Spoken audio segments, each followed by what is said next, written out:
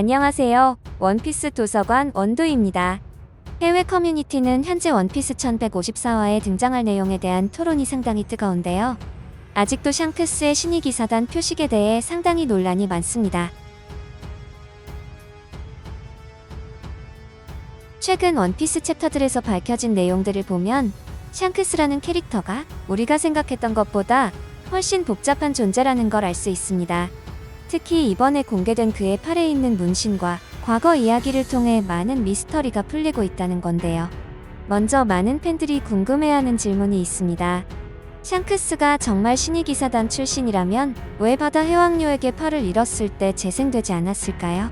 이에 대한 답은 신의 기사단 내부의 계급 차이에 있습니다. 샹크스 팔의 문신을 자세히 보면 이는 단순한 신의 기사단의 상징일 뿐입니다. 반면 소머스나 군코의 문신은 훨씬 복잡한 어비스 상징을 하고 있다는 겁니다. 어비스 상징은 이모와의 완전한 계약을 의미하며 진정한 불멸의 능력을 부여받는 표식입니다. 군코가 브룩을 알고 있다는 사실만 봐도 그가 얼마나 오래 살았는지 알 수 있습니다. 브룩이 90세가 넘었고 그중 50년을 플로리안 트라이앵글에서 혼자 보냈다는 걸 생각하면 군코는 최소 수백 년은 살았을 것입니다. 그런데도 20대의 젊은 모습을 유지하고 있죠. 흥미롭게도 군코는 항상 왼손으로 어비스 소환수를 사용합니다. 이는 단순한 우연이 아니라 그의 왼팔에 있는 어비스 문신과 관련이 있어 보입니다. 반면 샹크스는 이런 특별한 능력을 보여주지 않았죠. 그렇다면 또 다른 의문이 생깁니다. 샹크스가 정말 신의 기사단에서 배신자라면 이무가 쉽게 죽일 수 있지 않을까요? 세턴성이 죽는 장면을 보면 이무가 얼마나 강력한 힘을 가졌는지, 얼마나 쉽게 상대방을 처치할 수 있는지 알 수 있으니까요. 하지만 여기서 중요한 차이점이 있습니다. 세턴성은 수백 년, 어쩌면 800년 전부터 이무의 힘으로 생명을 연장해왔습니다. 그래서 이무가 그 힘을 거두자마자 즉시 해골이 되어 사라졌죠. 반면 샹크스는 아직 인간의 정상적인 수명 범위 내에 있습니다. 샹크스가 팔을 잃은 것도 상징적인 의미가 있어 보이는데요. 스스로 자르지 않고 자연스럽게 잃음으로써 자신이 더 이상 세계정보편이 아님을 보여준 것이죠. 마치 신의 기사단에서의 탈퇴의식과 같은 것일 수 있습니다.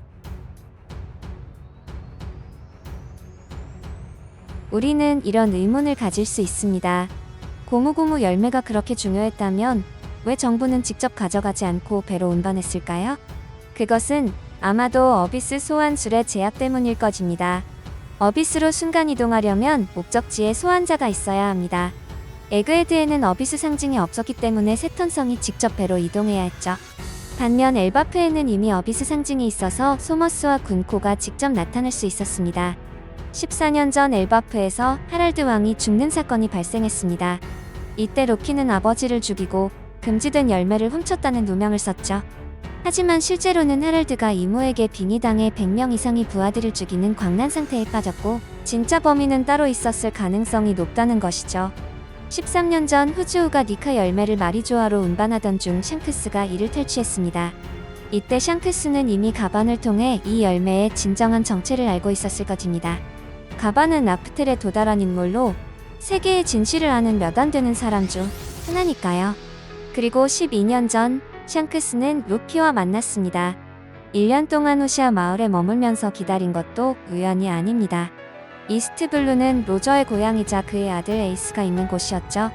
샹크스는 차세대 조이보이를 찾고 있었고 루피의 말에서 로저와 같은 무언가를 느꼈을 것입니다.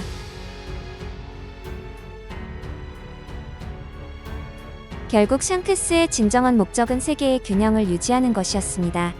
세계 정부에서 완전히 이탈했지만 그렇다고 해서 세계를 파괴하려는 것은 아니었죠.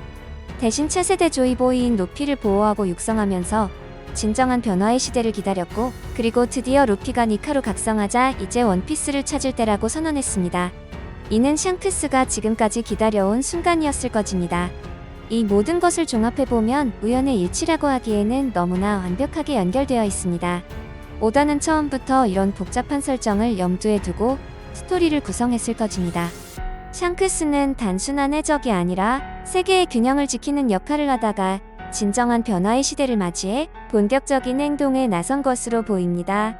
이런 관점에서 보면 샹크스의 모든 행동이 새로운 의미를 갖게 됩니다. 그는 처음부터 루피의 운명을 알고 있었고 그 운명을 이루어주기 위해 그림자에서 움직인 진정한 수호자였던 것이죠. 가장 중요한 것은 샹크스의 선택입니다. 혈통으로는 신이 기사단 편에 서야 하지만 이념으로는 루피와 로저의 자유를 추구하는 편에 서야 합니다.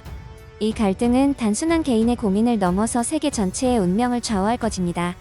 샹크스가 어떤 선택을 하느냐에 따라 신이 기사단 내부에 균열이 생기고 이것이 이무의 권력 구조를 흔들 수 있는 결정적 계기가 될 것입니다.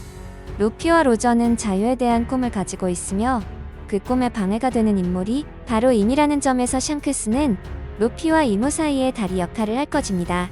샹크스가 루피에게 밀짚 모자를 맡긴 것도 루피를 기다리고 있다고 한 것도 모두 이 순간을 위한 준비였을 가능성이 높습니다. 결국 샹크스는 단순히 루피를 돕는 역할에서 벗어나 세계 정부와 이무의 권력 구조를 내부에서 무너뜨리는 핵심 인물이 될 것입니다. 그의 선택이 곧 원피스 세계의 미래를 결정할 열쇠가 될 것이며 이것이 오다 작가가 샹크스를 그토록 신중하게 다뤄온 이유일 것입니다. 오다 작가의 스토리텔링 패턴을 보았을 때 원피스에서 주요 멘토 캐릭터들은 모두 주인공의 성장을 위해 희생됩니다. 샹크스 역시 루피의 완전한 니카의 역할을 위해 같은 운명을 맞을 가능성이 높습니다. 오다 작가는 주요 캐릭터들의 죽음을 단순한 비극으로 그리지 않고 새로운 시대를 여는 희망적인 메시지로 승화시키는 방법을 많이 사용하죠. 샹크스의 죽음도 루피의 진정한 해적왕 즉위를 알리는 통과 이래가 될 것입니다.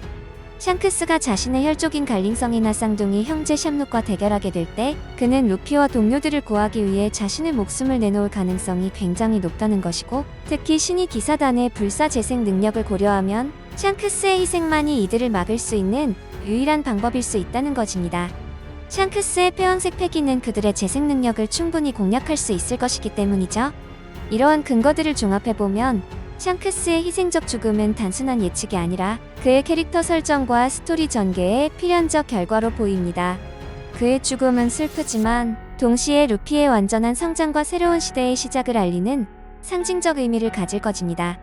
하지만 아직까지도 샹크스의 마지막 반전을 원하시는 분들이 계시는데요. 소년에게 맡긴 밀짚 모자는 언젠가 돌아올 약속이자 가장 찬란하게 배려진 칼날의 예고입니다.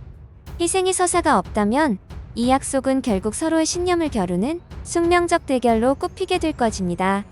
샹크스의 칼은 루피를 향한 가장 깊은 애정의 표현이자 새로운 시대의 왕이 될 자격이 있는지 묻는 가장 혹독한 질문이 될 것입니다. 그를 넘어서는 순간 루피는 비로소 한낱 소년이 아닌 스승의 어깨를 딛고선 새로운 시대의 태양으로 떠오를 자격을 증명하게 될 것입니다. 재미없게 보셨다면 구독, 좋아요 부탁드립니다. 사랑한다고요.